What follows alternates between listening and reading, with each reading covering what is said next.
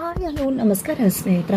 ಇಲ್ಲಿ ಭಾರ್ಗವಿ ಮತ್ತು ಅರ್ಜುನ್ ಇಬ್ಬರು ಕೂಡ ಸಂಧ್ಯಾ ಸಾವಿಗೆ ನ್ಯಾಯ ಕೊಡಿಸ್ಬೇಕು ಅಂತ ತೀರ್ಮಾನ ಮಾಡ್ಕೊಂಡಿದ್ದಾರೆ. ಇಲ್ಲಿ ನಿಜವಾಗ್ಲೂ ಭಾರ್ಗವಿ ಗೋಳಾಡ್ತಿದ್ದಾಳೆ ತನ್ನ ಅಪ್ಪನ ಮುಂದೆ ಸಂಧ್ಯಾನ ಅವರಮ್ಮ ನನ್ನ ಕೈ ಕೊಪ್ಪಿಸಿ ಹೋದ್ರು, ನೀನೇ ನೋಡ್ಕೋತೀಯಮ್ಮ, ನಿನ್ನ ಜವಾಬ್ದಾರಿ ಅಂತ ಹೇಳಿ. ಆದರೆ ಸಂಧ್ಯಾ ಕೂಡ ನನ್ನನ್ನು ನಂಬಿಕೊಂಡು ಈ ಮನೇಲಿದ್ದು, ಆದರೆ ನಾನು ಏನು ಮಾಡಿದೆ, ನಿಜವಾಗ್ಲೂ ಅವರ ನಂಬಿಕೆಗೆ ದ್ರೋಹ ಮಾಡಿಬಿಟ್ಟೆ. ಹೇಗೆ ನಾನು ಇವರ ಅಮ್ಮಂಗೆ ಮುಖ ತೋರಿಸ್ಲಿ, ಅವರ ಮಗಳಿಲ್ಲ ಅಂತ ಹೇಳಿ ನಿಜವಾಗ್ಲೂ ಕೂಡ ಸಂಧ್ಯಾ ಇದೆಲ್ಲದಕ್ಕೂ ಕೂಡ ನಾನೇ ಕಾರಣ ಆಗಿಬಿಟ್ಟೆ ಅಂತ ಹೇಳಿ ಗೋಳಾಡ್ತಿದ್ದಾಳೆ ಭಾರ್ಗವಿ. ಕೊನೆಗೂ ಇಲ್ಲಿ ನಿಜವಾಗ್ಲೂ ಸಂಧ್ಯಾ ಒಂದು ಆ್ಯಂಬುಲೆನ್ಸ್ನಲ್ಲಿ ಕರ್ಕೊಂಡು ಬರ್ತಾರೆ. ಸಂಧ್ಯಾನ ನೋಡಿದ್ದೆ ಇಡೀ ಮನೆ ಕಣ್ಣೀರು ಹಾಕ್ತದೆ.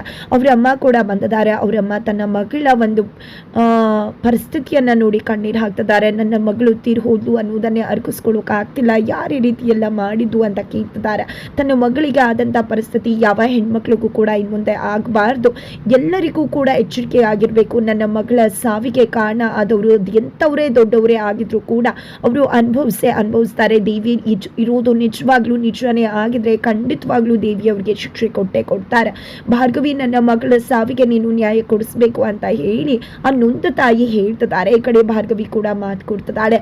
ತನ್ನ ಒಂದು ತಂಗಿ ಥರ ಇದ್ದಂಥ ಸಂಧ್ಯಾ ಸಾವನ್ನ ಕಂಡಂತಹ ಭಾರ್ಗವಿ ಕುಸಿದು ಹೋಗಿದ್ರು ಕೂಡ ಆಕೆಯ ಸಾವಿಗೆ ನ್ಯಾಯ ಕೊಡಿಸ್ಬೇಕು ಅಂತ ದಿಟ್ಟವಾಗಿ ಎದ್ದನಂತೂ JP ಪಾಟೀಲ್ ಮತ್ತು ಶಕ್ತಿ ಪ್ರಸಾದ್ ಮುಂದೆ ಹೋಗಿದ್ದೆ. ನಂತರ ಅಲ್ಲಿ ಹೋದಂಥ ಭಾರ್ಗವಿ ಶಕ್ತಿ ಪ್ರಸಾದ್ಗೆ, ನೀವು ಒಬ್ಬ ಮನುಷ್ಯರ, ನಿಮ್ಮ ಮನೇಲಿ ಕೆಲಸ ಮಾಡ್ತಕ್ಕಂಥ ಹುಡುಗಿ ಸಾವಾಗಿದೆ, ಅವಳನ್ನ ಅನ್ಯಾಯವಾಗಿ ಸಾಯಿಸಿದ್ದಾರೆ, ಆದರೂ ಕೂಡ ಇಂಥವ್ರ ಜೊತೆ ನಿಂತು ಅವ್ರ ಪರವಾಗಿ ನಿಂತು ವಾದ ಮಾಡ್ತಿದ್ರಲ್ಲ, ನೋಡ್ತಾ ಇರಿ, ಇನ್ನು ಮುಂದೆ ಯಾವುದೇ ಕಾರಣಕ್ಕೂ ನಿಮ್ಮ ಆಟ ನಡೆಯುವುದಿಲ್ಲ. ಅಸಲಿ ಆಟ ಇವಾಗ ಶುರುವಾಗ್ತದೆ.